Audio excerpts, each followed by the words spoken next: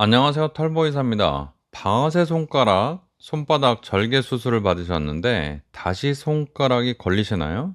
손바닥을 다시 절개하지 않아도 됩니다. 더 편한 방법이 있습니다.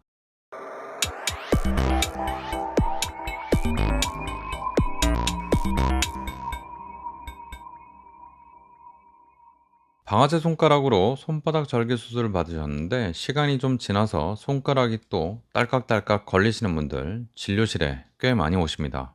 걱정이 많으시죠? 수술까지 받았는데 또 재발이라니 받아들이기 힘듭니다. 오늘은 이런 분들께 드리고 싶은 이야기를 정리해 드리도록 하겠습니다. 절개 수술을 받고 재발하신 분들, 절개 수술과 하키나이프 사이에서 고민하시는 분들은 끝까지 보시기 바랍니다.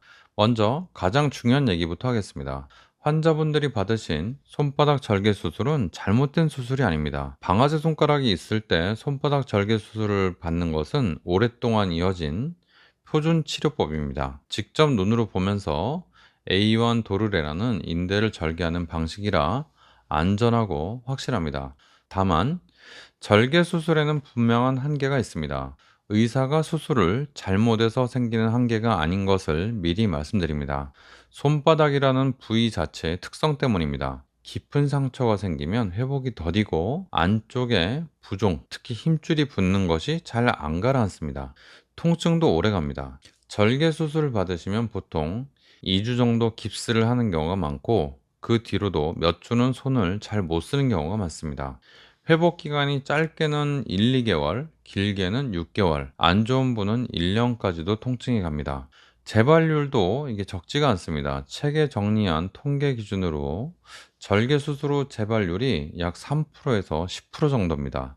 손바닥에 흉터가 생기고 그 흉터 조직이 시간이 지나면서 인대를 붙이고 그 인대가 조여들어서 힘줄을 누르거나 유착을 만들기 때문에 그렇습니다. 의사 탓이 아니고 손바닥 피부의 구조적 문제입니다. 이런 한계 때문에 저는 13년 전부터 재발하는 환자들을 어떻게 하면 재발을 좀 덜 오게 하고 그리고 수술 후에 통증을 어떻게 하면 줄일까 그런 걸 고민했습니다. 그렇게 알게 된 것이 하키나이프 시술입니다. 하키나이프는 20년도 더 넘게 거의 30년 전에 대한민국에서 만들어져서 미국 FDA 승인까지 받은 비절개 수술 기구입니다. 이 갈고리처럼 생긴 이 전체적으로는 하키 스틱처럼 생겼죠. 이렇게 끝에는 이 갈고리처럼 생긴 요런 작은 칼이 있어요, 끝에. 그리고 요 칼로 손바닥에 구멍만 하나 뚫고 들어가서 이 도르래인대를 절개하는 겁니다. 손바닥 피부를 절개하지 않는 방식이죠. 그럼 이 하키나이프 시술이 왜 좋은가? 당연히 손바닥 절개가 없기 때문에 회복이 정말 빠릅니다. 보통 시술 다음 날부터 손에 물에 닿을 수 있죠. 물을 팍 담그면 안 되지만 물 묻는 것도 괜찮고 운전이나 가벼운 일상생활은 거의 바로 가능한데 하루 이틀 정도는 부어서 좀 힘들 수도 있어요. 그러나 한 3, 4일 정도 지나면 이런 생활이 좀 가능합니다. 깁스도 물론 하지 않죠. 잘 때는 제가 깁스를 좀 하라고 합니다. 그래야 손이 더 회복이 빠르기 때문에요. 부분 마취로 가능해서 고령이거나 뭐 당뇨, 신부전 같은 이런 질환이 있는 분들도 부담이 좀 적습니다. 손바닥에 흉터가 남지 않고요. 작은 구멍 하나만 생겼다가 며칠 만에 좀 아물고 그 뒤로는 뭐 특별히 신경 쓸 게 없죠. 여러 손가락에 동시에 방아쇠 손가락이 있어도 이 하키나이프는 한 번에 시술이 가능합니다. 절개 수술이었다면 이렇게 손바닥을 길게 갈라야 되지만 하키나이프는 4개 손가락이라 해도 구멍이 하나, 둘, 셋, 넷 정도 바늘구멍이 나는 정도지 큰 절개가 필요 없죠. 여러 개를 할 때 굉장히 장점이 많습니다. 재발률도 차이가 좀 있습니다. 제가 책에도 썼는데 하키나이프 시술 재발률이 보통 1%에서 3% 정도입니다. 절개 수술은 보통 3%에서 10% 정도 보고 일관적으로 논문에서는 3% 정도로 이렇게 얘기를 하고 있습니다. 저는 제 통계가 훨씬 크기 때문에 제 통계 기준으로 보면 저는 1% 미만으로 나왔었습니다. 오늘의 본론 재발에 관해서 본격적으로 말씀드리겠습니다. 절개 수술 받고 재발하신 분들은 그럼 어떻게 해야 되냐? 저는 절개 수술 받고 재발하신 분들도 하키나이프로 재수술을 해드립니다. 이 결과가 꽤 좋습니다. 일반적으로 재수술은 첫 수술보다 회복이 더 느린데 하키나이프로 재수술을 하면 회복이 빨라서 환자분들이 너무 좋아하세요. 흉터 조직, 유착 이런 것도 있죠. 왜냐면 수술을 했을 때 그 방아쇠 손가락을 일으키는 그 인대 주변에 조직이 막 늘어붙는 경우가 있습니다. 그러면 절개를 하고 그런 걸 깨끗이 다 제거해야 되는 거 아니냐 생각할 수 있는데, 하키 나이프로 흉터 조직과 유착도 다 풀어드릴 수가 있습니다. 손가락 기능이 다시 살아나는 거죠. 한 가지 예외가 있는데요. 주사를 너무 많이 맞아서 힘줄이 반쯤 끊어져 있거나 힘줄이 그렇게 온전하지 못한 경우에는 하키나이프로 경과가 좋지 않을 수가 있습니다. 그런 경우에는 절개도 결과가 좋지 않아서, 절개를 해서 보고 힘줄이 너무 많이 손상되어 있으면 힘줄을 정리하고 이식을 해서 힘줄을 보강해야 되는 경우가 있습니다. 재수술 결정 전에 힘줄 상태를 명확히 MRI나 초음파 같은 걸로 보는 것이 중요합니다. 솔직하게 말씀드릴 게 있는데요. 환자분이 받으신 첫 수술 시점 이후로 하키나이프 시술도 계속 발전해 왔습니다. 체계 정리할 당시에 대규모 통계를 내봤더니 재수술까지 가는 경우가 0.5% 미만이었습니다. 지금은 제 통계 말씀드리는 거예요. 지금은 더 줄어서 0.2에서 0.3% 정도입니다. 이거는 1000명에서 한 1000명 한다고 하면 2명에서 3명 정도, 그 정도가 재발한다는 건데요. 시술 자체가 정밀해진 덕분이기도 하지만 시술뿐만이 아니라 환자 관리도 같이 발전해서 그렇습니다. 그러면 하키나이프는 한계가 있냐 없냐, 균형 잡힌 얘기를 해야 되죠. 가장 큰 한계는 하키나이프는 시술 난이도입니다. 하키나이프 시술은 이게 쉬워 보이지만 정말 어렵습니다. 손가락 피부 안쪽에서 눈으로 직접 보지 않고 감각으로 A1 도르래를 절개해야 되기 때문에 그렇습니다.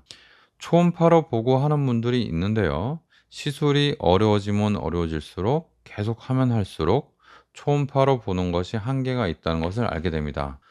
처음 배우는 의사 선생님들이 시도했다가 포기하는 경우가 굉장히 많아요. 경험이 부족한 의사가 시술하면 A1 도래를 완전히 절개하지 못해서 증상이 남거나 유착을 풀어주지 못해서 경과가 좋지 않을 수 있고, 아기들 같은 경우에는 굉장히 위험할 수가 있죠. 그래서 하키나이프는 시술하는 의사가 잘 하는지, 이런 고난이도의 시술들도 다 할 수 있는지를 잘 보고 가셔야 됩니다. 환자분들이 잘 모르시는 한계는 또 있습니다. 바로 기구 관리입니다. 이 하키나이프는요, 이 갈고리 모양의 작은 칼인데 시술할 때마다 미세하게 날이 무뎌집니다. 왜 그러냐면 이 A1 도르래 인대가 굉장히 단단하기 때문에 그렇습니다. 이 하키나이프는 특수강인데요. 이게 그렇게 잘 약해지지 않는데도 불구하고 그래도 무뎌집니다. 이 무뎌진 칼로는 두꺼운 A1 도르래를 깨끗하게 절개할 수가 없어요. 시술이 불완전해지고 경과가 안 좋아집니다. 책에도 제가 적어놨지만 본래 설계 목적을 살리기 위한 기구 관리, 즉 하키나이프 기구를 예리하게 유지하는 작업이 시술 결과에 직접적인 영향을 줍니다. 사실 이거는 비밀이긴 하지만 그렇게 비밀이 아니고 싶은 것이, 여러 그 의사 선생님들이 이런 비밀을 알고 이걸 극복을 해서 잘 했으면 좋겠어요. 저는 이 기구 관리를 정말 철저하게 하고 있습니다. 매 시술마다 기구 상태를 확인하고 무뎌졌다고 판단하면 바로 교체합니다. 그 자리에서 다른 걸 씁니다. 하키나이프만 너무 좋다고 지금 말씀드렸는데, 손바닥 절개 수술이 그렇다고 잘못된 수술이 절대 아닙니다. 이게 표준 치료법이고 어떤 경우에는 반드시 필요한 수술이기도 합니다. 진료실에서 보면 첫 수술이 절개 수술이었던 분들이 재발한 경우가 더 많은데, 이분들이 또 절개해야 되나 하면서 걱정을 합니다. 마음을 이해합니다. 근데 하키나이프 재시술은 손바닥을 절개하는 것이 아니고 구멍만 뚫고 하는 거라서 처음에 했던 거하고 많이 다릅니다. 이렇게 말씀드립니다. 그래서 절개 수술을 해보고 하키나이프 시술을 해본 분들은 차이를 많이 느끼게 됩니다. 방아쇠 손가락은 만성적인 힘줄염을 동반한 경우가 많아서 시술이 완벽하게 끝나도 손바닥 쪽에 계속 붓거나 아니면 약한 통증이 2개월에서 6개월 정도 남는 수가 있습니다. 시술의 한계가 아니라 병 자체의 특성입니다. 너무 빨리 좋아지길 기대하지 마시고 인내심을 가지고 회복 과정을 지나가시면 됩니다. 시술로 풀어드린 부분, 손가락 걸리면 대부분 바로 좋아지고요. 남은 부기와 통증은 시간이 약입니다. 심한 부기근은 한 6개월 정도까지 가지만 그 이후로도 한 1년까지는 붓는 경우가 종종 있습니다. 재발이 자주 되는 분들은 관절염 약을 복용하거나 손 관리를 좀 잘 하시는 게 좋겠습니다. 힘줄 부종 자체를 가라앉혀 주는 약을 먹으면 재발 빈도가 좀 줄어듭니다. 병원에서 처방받는 게 좋고요. 시술 후에도 손가락을 자주, 시술 직후 말씀드리는 겁니다. 직후에는 손가락을 자주 까딱까딱 움직여 줘야 유착 방지에 도움이 됩니다. 무리하게 운동하지 마시고 그냥 까딱간다 정도 생각하고 하시면 좋습니다. 방아쇠 손가락 재발로 고생하는 분들은 제발 절망하지 마시고 손바닥 절개 수술을 용감하게 다시 해보는 것도 좋은 방법이고요. 다른 방법으로 하키나이프 시술을 하는 것도 방법입니다. 적절한 시기에 진료 받으시고 재시술이나 재수술을 해보시면 좋을 것 같습니다. 제가 집필한 책 하키나이프로 절개 없이 치료하는 방아쇠 손가락, 궁금하신 분들은 이 책을 읽어보시면 더 자세한 정보를 알 수가 있습니다. 다음에 시술 후 관리와 재발 방지법 좀 말씀드려 보겠습니다.